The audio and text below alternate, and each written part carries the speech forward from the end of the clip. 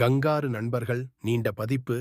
ஆஸ்திரேலியாவின் பரந்த புல்வெளியில் ஜோயி மற்றும் ரோகோ என்ற இரண்டு சிறிய கங்காருக்கள் நண்பர்களாக இருந்தனர். அவர்கள் பாறைகளில் குதித்து விளையாடுவது, புதர்களுக்கு இடையில் ஒளிந்து பழகுவது, வெயிலில் ஓடுவது போன்றவற்றை மிகவும் ரசித்தனர். உதவிக்கு வந்த நண்பர்கள் ஒருநாள் அவர்கள் ஆற்றின் அருகே விளையாடிக் கொண்டிருந்த போது ஒரு வயதான கங்காரு மரத்தடியில் அமர்ந்திருக்கிறதை கவனித்தனர். அவன் மிகவும் சோர்வாகவும் தளர்ந்து விட்டவனாகவும் தோன்றினான். ஐயா, நீங்கள் சரியாக இருக்கிறீர்களா? ரோகோ கவலையுடன் கேட்டான். மூத்த கங்காரு சோகமாகச் சொன்னான். நான் முதுமையாகிவிட்டேன். உணவிற்காக அதிக தூரம் பயணிக்க முடியவில்லை. பல நாட்களாக சாப்பிடவில்லை. இதை கேட்ட ஜோயிக்கும் ரோக்கோவுக்கும் மிகவும் வருத்தமாக இருந்தது. அவர்கள் உடனே அருகிலுள்ள புல்லும் பழங்களும் தேடிக்கொண்டு வந்தனர். மூத்த கங்காரு அதை உண்பதை பார்த்து சந்தோஷமாக முகம் மலர்ந்தான். நீங்கள் இருவரும் மிகவும் நல்ல மனம் கொண்டவர்கள். உங்கள் உதவிக்கு நன்றி, அவன் சொன்னான். அந்த நாளிலிருந்து ஜோயும் ரோக்கோவும் மூத்த கங்காருவுக்கு தினமும் உணவு கொண்டு வந்து உதவத் தொடங்கினர்.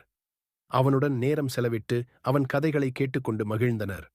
புதிய பிரச்சனை ஒருநாள் மாலை கடும் புயல் புல்வெளியை தாக்கியது.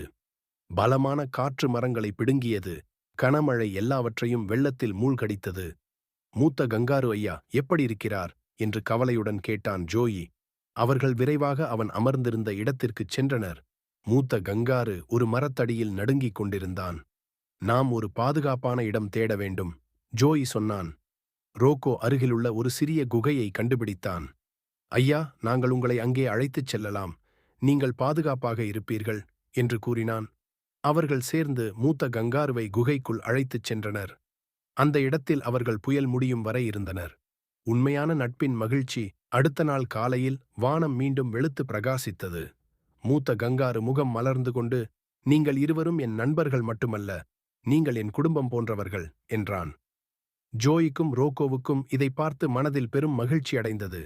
அவர்கள் புரிந்து கொண்ட உண்மை ஒன்று: நண்பர்கள் ஒருவருக்கொருவர் உறவினர்களாக மாறும், எப்போதும் துணையாக இருப்பதே உண்மையான நட்பு. அந்த நாளிலிருந்து மூவரும் ஒன்றாக புல்வெளிகளை ஆராய்ந்து மகிழ்ந்தனர். மூத்த கங்காருவின் அனுபவ அறிவும் சிறிய கங்காருகளின் சந்தோஷமும் இணைந்து அவர்களின் வாழ்க்கையை இனிமையாக மாற்றியது. கற்றுக்கொள்ள வேண்டிய பாடம்: உண்மையான நட்பு என்பது அன்பு, கருணை மற்றும் எப்போது வேண்டுமானாலும் துணையாக இருப்பது.